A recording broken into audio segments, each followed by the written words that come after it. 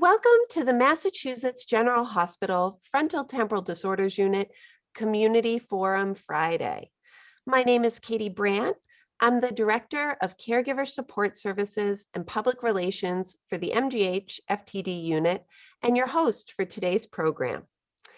Today, our Community Forum Friday session is Empowerment Through the Lived Experience, a conversation with Sharon, Denny, and Amy Shives. Amy Shives earned her master's degree in education from Western Washington University in Bellingham, Washington. Her career included employment as a child therapist in social service agencies prior to her position at Community Colleges of Spokane, where she was a tenured counseling faculty member for 25 years prior to a diagnosis of FTD. Amy is a volunteer at the Association for Frontotemporal Degeneration, where she is a member of the Persons with FTD Advisory Council and has been on the annual Education Conference Planning Committee for 3 years.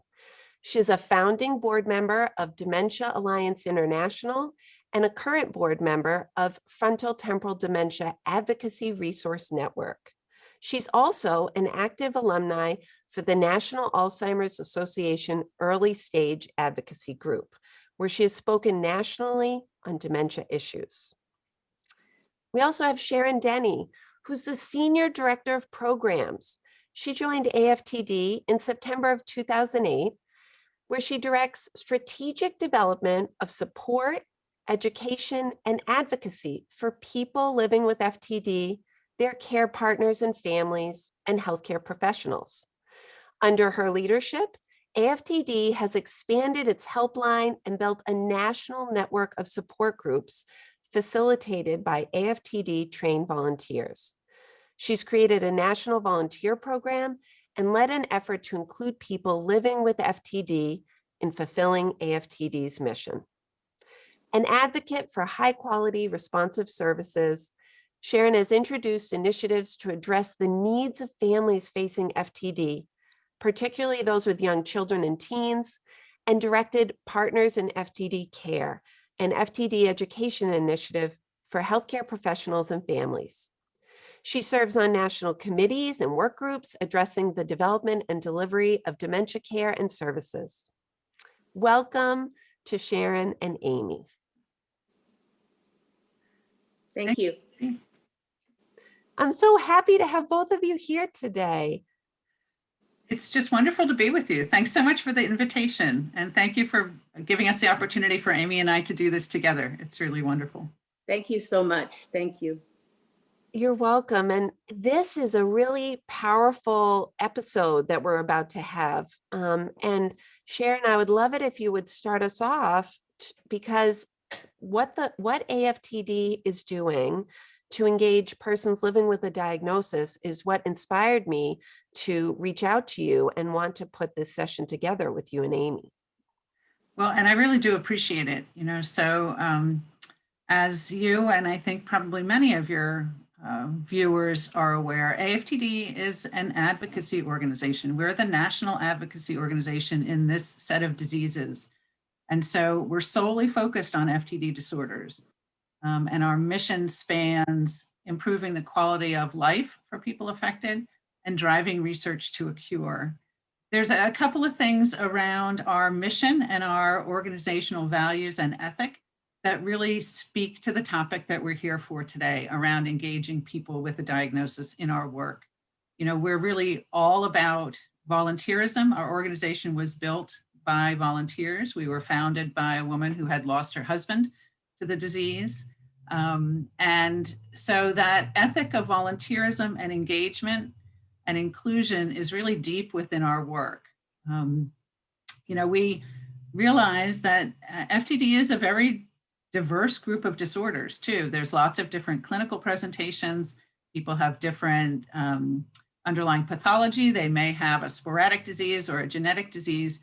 AFTD needs to be the organization that brings all those voices together. And more recently, we've really found a lot of value in making sure that we're including people with a diagnosis in the work that we do so that we can be maximally effective in every part of our mission. I know I was thinking about how there are a lot of programs and services targeted at care partners and caregivers. Of course, being the director of caregiver support services, I noticed those. But I was wondering, could you talk a little bit about, why is it important that there are also support programs available for individuals living with a diagnosis? We're learning so much now as research advances, as diagnostics advance. We know that people are diagnosed much earlier in the disease, and that with diseases like FTD that start gradually, people are getting diagnosed in a point in their life that doesn't at all look or feel like what we have historically thought of as someone with dementia. The images are sort of stereotypical, stigmatizing images of people with dementia are folks who would not be at a point where they're able to participate on their own behalf in either determining their care, their services, or certainly seeking and sharing in peer support. And we now know that's just really not true. So the experience of living with the diagnosis of dementia has a lot of parallels to the experience of someone who's a care partner for someone with dementia or with FTD, but there are things that are really distinct. And so what we recognize is that the parallels give us some models we can learn from, but the particular understanding and the deep listening that's necessary to be able to appreciate what is it like on the side of the fence where you're the one with the diagnosis and the disease. And so much like peer support is such a critical element of support for care partners, we now know that access to peer support is a critical element for people who are given a diagnosis of FTD, which is certainly life-changing. And they are folks who have lots of still intact abilities, lots of experiences and passion to bring to their lives. We also know that that's the same motivators that really drive people to also want to get engaged around some of the work that we're doing and making life better for each other. So that peer support piece is just really important for folks to be able to access so they can make sense of the diagnosis, see how other people are managing symptoms, and be able to engage with folks around the disease that's so much shaping their future and their current experiences. And as an organization, you talk about how, of course, engaging with individuals living with a diagnosis really speaks to the mission, the values of AFTD, but through the experience of working with volunteers like Amy and facilitating support groups, how has that impacted the mission and vision of AFTD? So for me personally, and then I think bubbling up through an organization, it all starts with relationships. So Yeah. we have had the wonderful opportunity to meet individuals living with this diagnosis who are passionate advocates, who really want to help others understand what their perspective is and who have shared that willingly and gracefully with us. So we've benefited in a particular way, and we've begun to incorporate that more and more into our organization. And, so from having started pretty informally, we now do have a formally chartered advisory council of people living with FTD. So much like we have a medical advisory council of experts in biomedical research, we now have an advisory council of experts in living with this disease. The council has really helped us to look at things like the language that we use. How do we frame our messaging in our outreach through our website or through our written communications? How can we be more inclusive? Caregiver is almost a default in a lot of language that we use across the dementia field.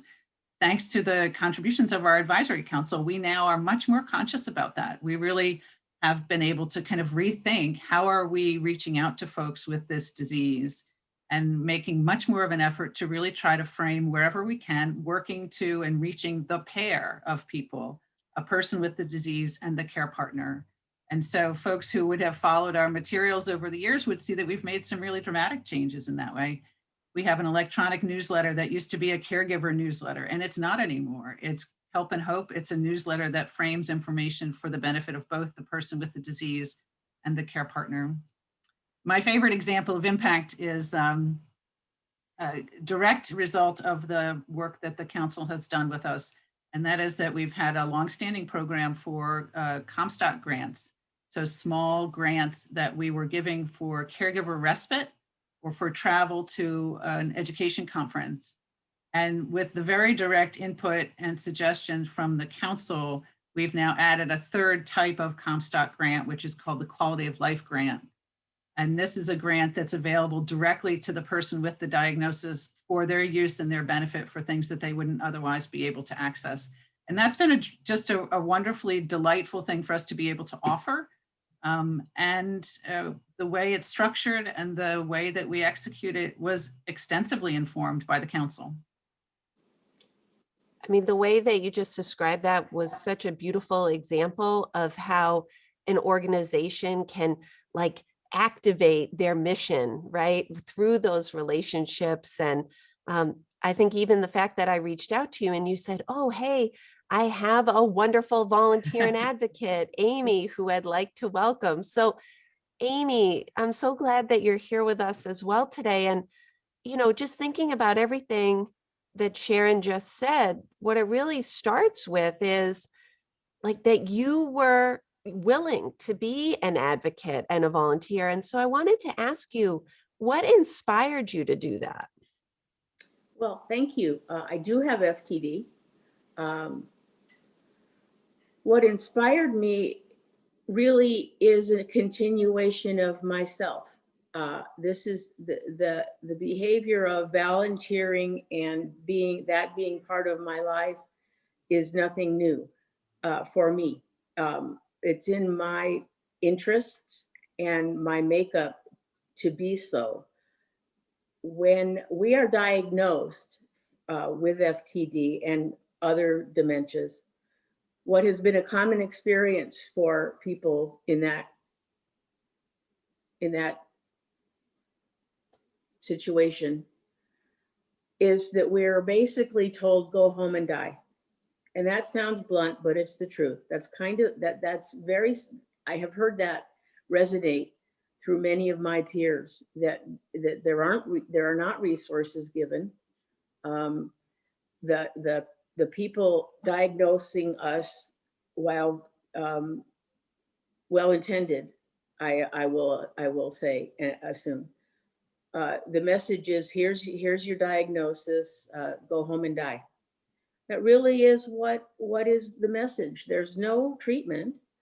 For the most part, support groups can be hard to find depending upon where you live, and for sure it's hard to find something specifically for FTD in one's town. When you're told that, and I can't say that's more strongly enough. The message is go home and die. And, you know, by the way, stop at the lawyers on your way home. It gives the person a sense of immediacy, and most people know nothing and feel like, oh, this is the end. So I suppose I did that a little bit. We go home and we sit down, and we have different lengths of sitting down. I didn't sit down for very long myself. And then you say to yourself, well, this isn't working. Right. Oh, this isn't working. And it compels people to do different things. For me, and all people are different, it goes without saying. For me, it was get up, figure out what to do. My career had been waylaid. I was not old enough to retire at all. I was 50 something. I had young teenage children, a husband. We had a 2-income family. All of these things impact a family, especially with someone like me with younger onset. There's so many impacts beyond the health. So you make a decision, well, all right, where do we go from here? Well, I had been a volunteer my whole life with my kids, the ballet mom, the volleyball mom, the cheerleader mom. Most of us did that with our kids. I was out there, and then working full-time as a counselor in a college. So it was part of me. This wasn't, and so I'm cheating. The activity of being out and doing something was healthy for me. It was for me to keep going. I didn't have a new personality to stay home. That wasn't me, unfortunately. very unfortunately. So I started looking into this and learning. There's a lot to learn about this and dementias. And so I started slow and small and locally, and I was compelled to do it because it was worthwhile. I could very quickly see that and why I was needed, or other volunteers with the disease. And I just began. Amy, that's so inspiring, because I think what I loved hearing was not only your resilience mindset, but also what you kept saying about, well, this is who I am. This has always been a part of my life. And I think that that message, that you don't need to change who you are as a person just because you've received a diagnosis, Yep. is such a powerful one for people to hear. That is the message we get, however. It is the message. Here you are, you're different, go home. And people fight that, and other things enter in, but the saying is just bears repeating. If you've met one person with dementia, you've met one person. Right. We are people bringing ourselves to this experience. And so thinking about how you were willing to share your unique voice and your perspective, what types of experiences have you had as a volunteer and an advocate? How did you take the first step after I you think learned? the first step is going to be, again, different for many people. I'm speaking to the audience here, whereas there is no pat way to find your path. Your path is your own, as it is for everyone doing things. In my case, I had some resources where I live, and I had some skills for getting in touch with organizations. That wasn't scary to me. That wasn't foreign to me. To go and walk into, at that point, the Alzheimer's Association, and say, here I am. And they're, oh, yeah, there she is. And I stayed there, and I worked with them on many different capacities, a lot of interesting capacities, which gave me something to do: entertainment, joy, new people, new relationships, learning, going out. I started with that. I started locally. I worked my way up to, and this was, I think, 3 years, to obtaining a place on the national committee for the Alzheimer's, the national organization. So I was on, it's a 1-year appointment. So I had an appointment with others that year. I think there were 10 of us, where we are the advisors to the National Alzheimer's Association. And what we do, other than meet with them, we were a speakers bureau. So I was afforded the ability to travel places I would never have thought I would go, speak to organizations that I had to learn about. I do have the ability to do public speaking from being an old teacher. So that wasn't a particular challenge to me. It would be for most, I think. Right. That's a specific skill. Absolutely. So I went to that point of interesting travel to Chicago with many different new and exciting things that we did. I then got together with some peers that I had found, and I was a co-founder for Dementia Alliance International, which is a wonderful nonprofit that we began, just a handful of us, that is by and for people with dementia. And that's a service that's international for people. We spoke at the United Nations, so that's a name dropper.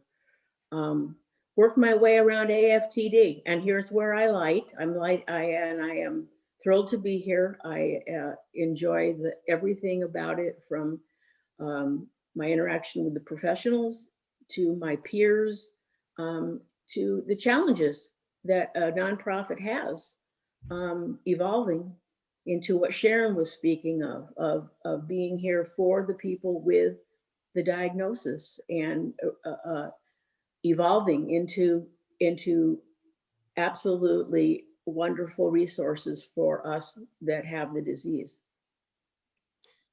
Amy, it's so powerful how you started by saying you started with the Alzheimer's Association, and almost as if they weren't quite sure what to do with you in that moment, or how your role would turn out. And I think that Sharon, as she described in the beginning, that relationship between, having volunteers has really affected programming. And I think, Sharon, based on what Amy said, talking about that trajectory, right, of starting out with an idea that you want to volunteer, you want to engage, and then helping the organization see where they can fit it in. Do you have advice to other organizations who are thinking about how they'd like to engage with individuals living with a diagnosis? We think about this a lot internally because for us, the advisory council and the other ways that we engage people living with FTD is still very much evolving.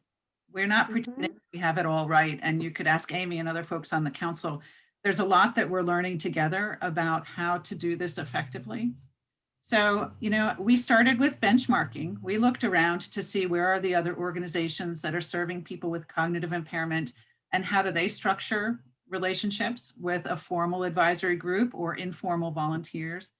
There are a lot of challenges. There's a lot of, especially in FTD, I think there's a learning curve for folks on other sides of the fence, whether it's as professionals or even as family caregivers, to realize that while some of the symptoms may be very limiting in terms of how people can contribute, there are still lots of ways that folks can.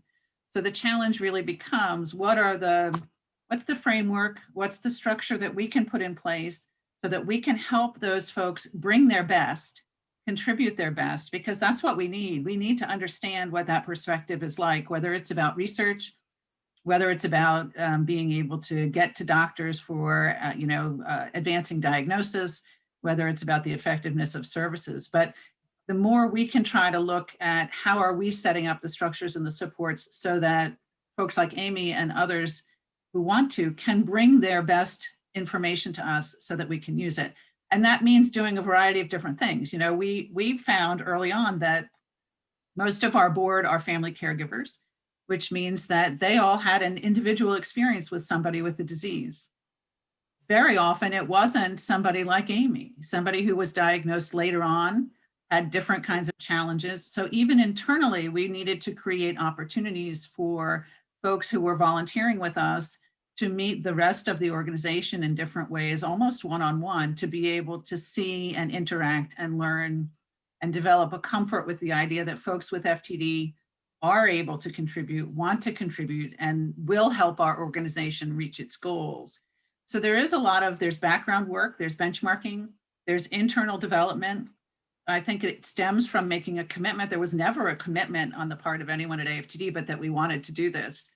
And it is an ongoing discussion around how do we do it best. And so within the council, we really look at what's the role of staff to help facilitate plan meetings. Sometimes we say we're the executive functions on the team. We want to be able to bring skills and tools to make it easy to schedule meetings, to help folks figure out how to keep conversations within the time frame that we have, to be businesslike. And most recently, the council itself decided that they would set up a separate meeting. We meet monthly. They've now decided to do another meeting each month where sort of informally they can more expansively take on some of the potential agenda items, work with them, hone them, so they can bring it back to our regular meetings in a more business-like fashion. And then we have staff that kind of support that with helping to build the agenda, helping to watch the time, to make sure that everybody's voice is heard, and that we can kind of keep moving forward for the priorities that we've identified. Right now, one of those priorities is adding additional voices to the council. So certainly if there are people listening who might be interested in that, they can reach out to us to get more information. But I do think it takes a commitment on the part of organizations to understand your own culture, understand your own organization, and be willing for some challenges. You know, Amy and the others have challenged us in our thinking. And so we need to be open and be ready to truly accept what that brings and be able to see how do we continue to co-create what has to happen for people with FTD. Well, and all the language that you're using, like deep listening, co-creating, partnership, to provide like those executive functions so that the people who have voices can really share that precious information, which is the lived experience. I think that that's such a privilege to be able to be the one to bring that voice to light. And AFTD has done it beautifully. And I appreciate you saying, Sharon, that it's taken work and thought and dedication. It's sort of not something you thought of on a Monday and it was all set by Thursday afternoon, you know? That's right. Well, and So Katie, I'd also like to just add that one of the things that we hear from the council members, which I think goes to what you're saying as well, is that each of those folks very much knows that they represent the voices of people living with FTD who can't participate in this way. And I think it's important to acknowledge that there is a lot of variability. There are a lot of people who can't participate at the level that Amy and the other council members are, but it comes up regularly from their perspective, as well as others, that they are there representing those folks who might be later on in the disease or might have particular symptoms that make it hard or impossible for them to contribute on their own behalf. And that's a really important part of it as well, so that those folks that are speaking up with a diagnosis also feel the responsibility to try to authentically represent other voices. And that's been helpful as well. Well, and what a gift to the community and what, I mean, Amy, I would love it if you would share if you feel a sense of purpose by, you know, having that opportunity to be a voice. I do. I feel a very strong sense of purpose. I'm honored to be in the situation that I am, where I can speak. I feel a sense of purpose because it brings together the different facets of living with this disease. Purpose can be challenging when your purposes that you were used to, that we took for granted, are literally taken away. In my case, personally, I was a counselor. Well, I have behavioral FTD. Without giving details, a person, and I was there for many, many, many years, so really knew how to work there successfully and tenured. When you have behavioral FTD and you have an unbalanced moment or day, that doesn't jive with being a counselor at all. Right. So, and I don't remember where I was going with this, I'm sorry, but no, you're doing beautifully. You have to find a new way to, you don't have to, but I found a new way.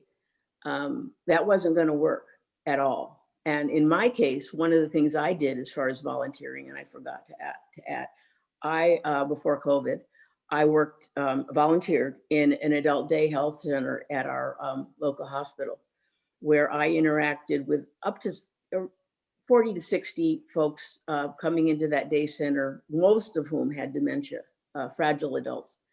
I interacted with them, and we did everything, everybody served lunch and whatever, but I used my skills for people that weren't feeling well that day or needed a one-on-one conversation. This was not a warehousing facility. This was, everybody had a choice every hour what they wanted to do, and very social. But I was able to use some of my skills, well, a lot of my skills with those people. So a purpose, and going there and having a schedule, and having gone to work my whole life, and not having that is hard. It's really hard. And Your whole, it really gives me a purpose to have something on my calendar that I'm doing. Today was a joy. I've been looking forward to this more than maybe others, because this is what I'm doing today. And then it will require a nap, because FTD people, many of us need naps. think many of us need naps, but I appreciate that you're saying it's a joy to be here, because I feel that way, Amy. And you've used that word multiple times, and one of my questions for you was, what's been the best part of the experience of being an advocate and a volunteer? Because I don't think we highlight that enough, that there's opportunity for something new, opportunity for fun, opportunity to meet new people or experience new places. Do you have a favorite experience or a best experience? All of those things, of course. Two things come out to my brain this minute. Meeting new people. Technology is wonderful for us. We're old Zoomers, people with dementia. We're old Zoomers. We've been Zooming for years. I personally have friends all over the world that I Zoom with. And wow, you can learn a lot. Never been to Australia, but boy, I can surely learn just through conversation. We don't talk about Australia, but you learn. Opportunities to get to know people is my deal. Learning from them. The disease is not the same for everyone. We interact as people. We know each other's pets, spouses, problems. Many of these are support groups, but we also learn who's struggling with which part of the disease. And so it's fascinating and so important to learn outside of the textbook. Oh my goodness, very little's in the textbook. Secondly, I just have really done some neat stuff. I've done interviews, news, AP article, television. I was on a billboard. Oh my goodness, who gets to be on a billboard? Right? Things that you didn't know you were aspiring to in your life, but Nope. they happened. One little example was interesting. I got to be on a committee that actually advised a major network on pilots for what TV pilots and how they were portraying people with dementia. Yeah. And fascinating to be a part of that. That would not have been in my life. So interesting opportunities for me that I personally enjoy very much. I don't want to say this go was one ahead, of Amy's Sharon. favorite things, but I do know that one of the ways that we've offered for people to engage with each other and with our organization has been around the education conference each year. Now, last year we had to cancel, and this year it will be virtual in May, but we have had up to 55, 60 people with a diagnosis of FTD come together in person to share the experience of being at an education conference focused on their disease, focused on FTD. And so to be able to have had and to continue to offer opportunities for people to come together, not only online, as Amy says, but also in person. And we will get back there to be able to do that again. But that's been, we've gotten a lot of positive feedback from that, where people maybe have not met in person another person with this disease, this diagnosis. And so that's one of the things I think that for us has been a highlight and that people have really appreciated as well. So give us another year and we'll get back to that as well. Let me just add to that, Sharon. Of course, we're people and, let's go have a sandwich. Let's go have a glass of wine. Oh my gosh, because this is what we've seen of each other. And some of us have known each other for 10 years. I saw just a little thing. I saw Sharon in line to check into the hotel. I had just done that and I ran up to her and her first statement to me was, I thought you'd be taller. Sorry. Right, because if you only see each other on Zoom. And Amy, do you think that hearing those stories of others, connecting with other folks and sharing your story, has that impacted how you understand and accept your own diagnosis? Yes, mostly I feel that I have many advantages that others do not, as far as my abilities to circulate and technology, et cetera, middle class, et cetera, et cetera. I had the resources to get an excellent diagnosis from UCSF.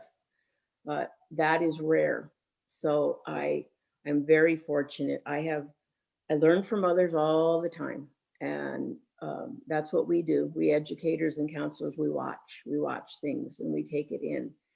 And that's been an advantage with this disease. However, it's the pits. It changes who we are, not who we are inside at all, but how we interact and people see us. And are we less than, and are we in the loop of information with others, and are we invited to things? It changes our lives so drastically without our permission. And that's why I wanted to title our session today, Empowerment Through the Lived Experience, because of what you just said, this ability that you didn't have a choice to be diagnosed with FTD. But what I'm hearing from you is that you're making a lot of choices about how you're continuing to live your life. I am, but let me add, please, that choices are different for everyone. For anyone to look at me here today and say, well, I couldn't do that, or I don't want to do that, and this and this. No, it's everyone has their own choices and their own path. And for some people, not at all. For some people, a support group. And that's what is of interest to them. So for me, what I've spoken of today is about me. Right. Do you have any advice that you want to share if someone's watching this and they're thinking that they would want to share their story? Do you have a message for them that you'd like them to hear? Well, no story is too small. Everyone has something to give. Finding what you are comfortable and what works for you and feels good for you is a task for you. I would start small and go to your local resources.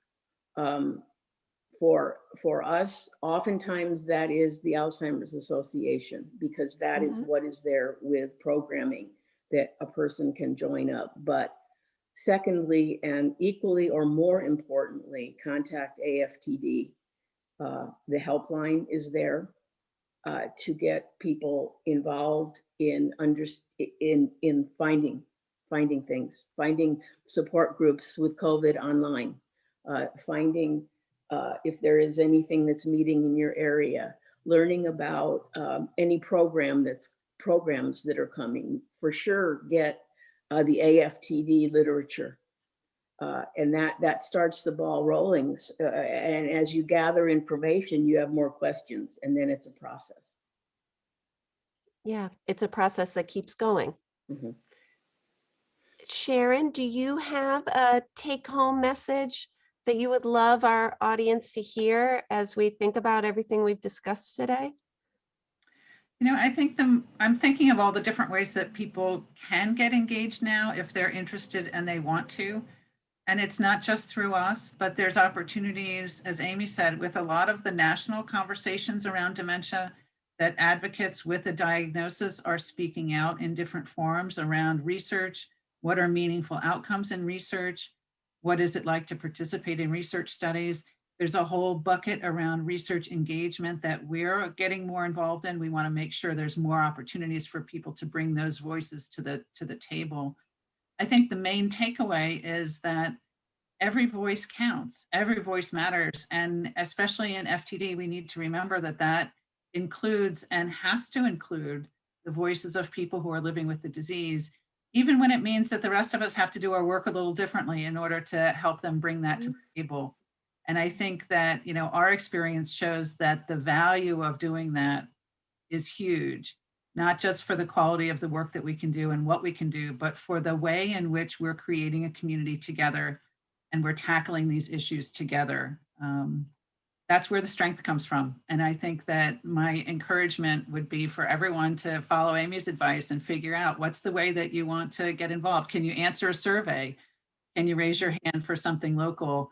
Dementia-friendly communities are expanding opportunities in a lot of communities for people to get involved. So there's more of these places where people can bring their voice to bear, and especially in terms of reducing stigma, it's all hugely important. So I think it's a really hopeful time in that way, and that there'll be a lot more opportunities for people down the line, either to speak for themselves or to speak on behalf of others that they love and that they're journeying along with. So I'm very hopeful and really appreciate the folks that we're working with and who've been raising their hands with us. Well, I know that we all have more work to do, but after spending time with the two of you today, I am also feeling hopeful and inspired, and I'm just so appreciative of everything that you're both giving to our community. And I just want to thank you, not just for being a part of Community Forum Friday, but for being a part of our larger FTD community. It means so much. Thank you. Thank you for having us. Thank you. And again, the work that you're doing and the outreach that you're providing to folks is so really important. So it's delightful to be with you, and thank you for everything that you're doing. Thank you, Sharon. Thank you, Amy. Thank you. The MGH Frontal Temporal Disorders Unit is a clinical research program that's committed to providing the highest quality of care while working tirelessly towards a cure. Our Community Forum Friday series is a way that we connect with our community to bring hope and build relationships. We look forward to seeing you all again soon.